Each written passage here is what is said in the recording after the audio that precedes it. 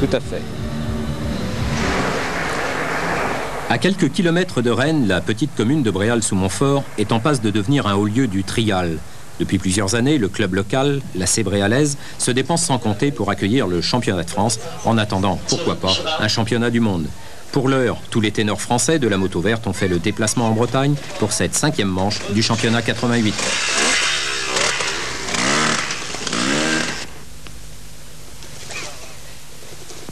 Pour Pascal Couturier, qui porte ici le numéro 3, comme pour Thierry Girard, Dossard numéro 2, l'éternel second de ce championnat 88, un seul et même objectif, faire échec au champion en titre Thierry Michaud, c'est lui, double champion du monde de la spécialité et actuel leader du mondial 88.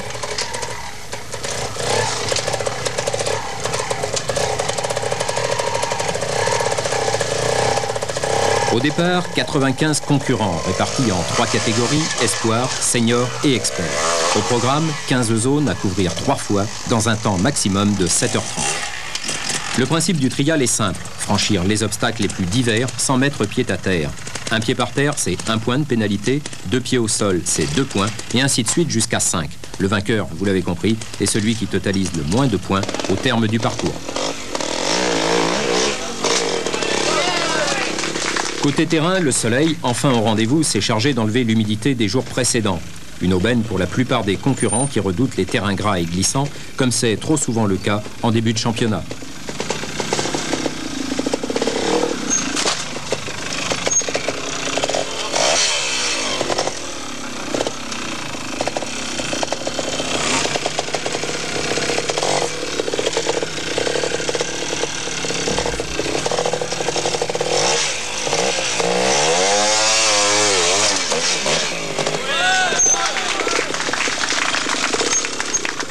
Côté parcours, rien à redire. Tout a été prévu pour rendre cette épreuve sélective et déjà ça bouchonne au pied des zones. Chacun prend son temps pour repérer les passages délicats et rechercher la meilleure trajectoire.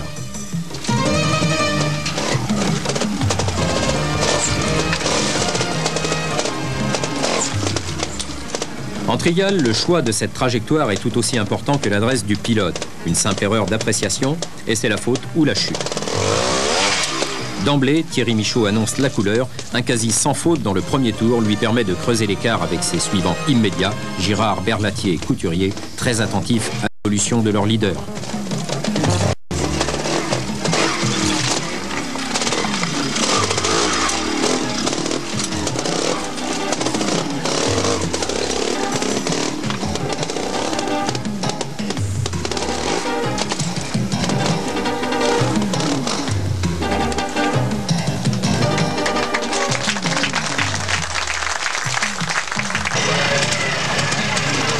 À la zone 10, première grande surprise de la journée. Aucun concurrent ne parvient à franchir ce mur escarpé. Michaud, victime d'une chute, Girard et les autres sont tous crédités de 5 points. Au tour suivant, le champion du monde sera le seul à faire un sans faute sur cette zone, fatale aux autres pilotes.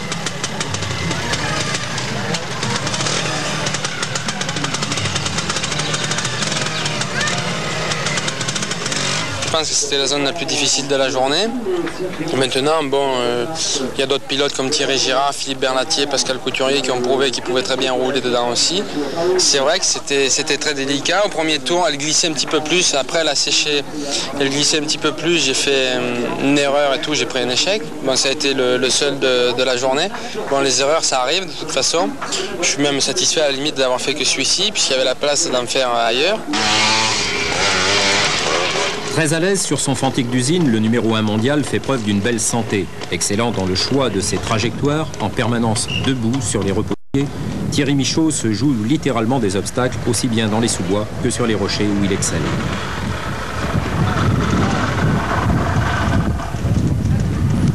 Son point fort, l'équilibre. Fort d'une technique qui est très personnelle, il n'hésite pas à récupérer un équilibre compromis en sortant les pieds. Ce n'est peut-être pas très esthétique, mais c'est efficace. Pour vous en convaincre, voici quelques pilotes au hasard sur le même obstacle. Remarquez la différence de style. À tout seigneur, tout honneur, Sa Majesté Michaud. Dossard 33, Didier Lamourette, un jeune espoir. C'est dur. Le 4, Philippe Berlatier, un spécialiste du trial indoor. L'éternel second, Thierry Girard, dossard numéro 2. Et pour le plaisir, à nouveau Michaud.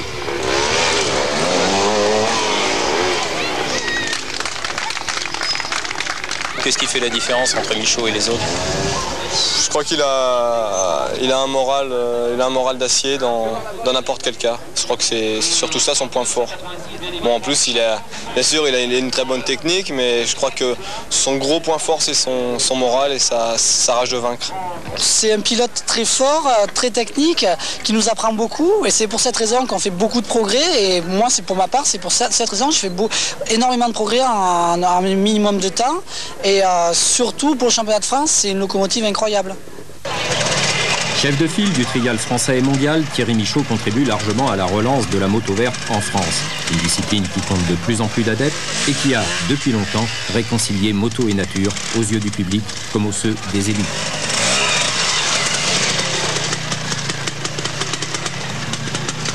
Moto et nature font bon ménage, du moins je dirais qu'elles commencent à faire bon ménage, en ce sens que c'est la moto telle qu'on la voit, cette moto du trial, c'est une moto qui ne fait pas beaucoup de bruit, qui ne dérange pas tellement et qui peut se faire dans un cadre naturel. Je pourrais dire que ça fait bon ménage en ce sens-là. C'est totalement différent du motocross qui fait quand même beaucoup de bruit et qui gêne davantage, je pense. Pour ceux qui en douteraient encore, en voici une petite illustration. Monsieur Michaud dans ses œuvres. Avec lui, tout paraît facile.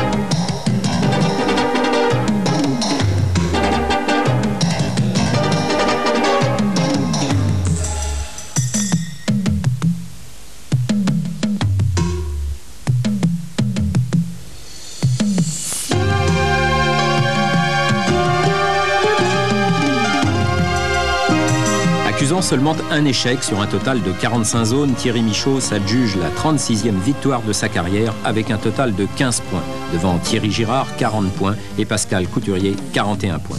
Une performance qui en dit long sur les possibilités du champion du monde qui domine le championnat de France de la tête et des épaules.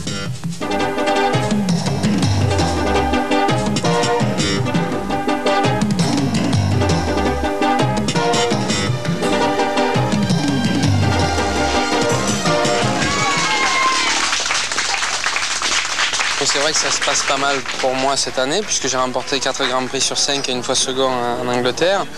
Je pense que les pilotes sont là pour essayer de m'arrêter. Bon, c'est vrai que même après 4 victoires, il ne faut pas croire que c'est facile. Chaque victoire, je les ai eues avec beaucoup de difficultés. Un pilote comme Jordi Tarrés, champion du monde, Diego Bozis, vice-champion, sont toujours de très bons pilotes qui roulent très bien. Et je pense que ça sera quand même très dur. Quand on domine le championnat du monde, est-ce que ça motive encore de faire le championnat de France ?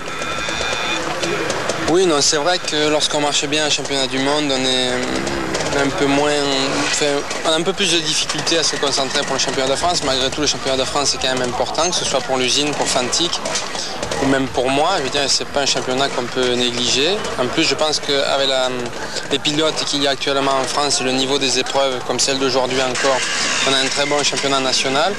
Donc bon, d'une part, il y a un intérêt, je veux dire, il ne faut pas négliger un titre de champion de France. J'ai toujours énormément de plaisir à remporter des victoires en championnat de France et surtout avec la concurrence.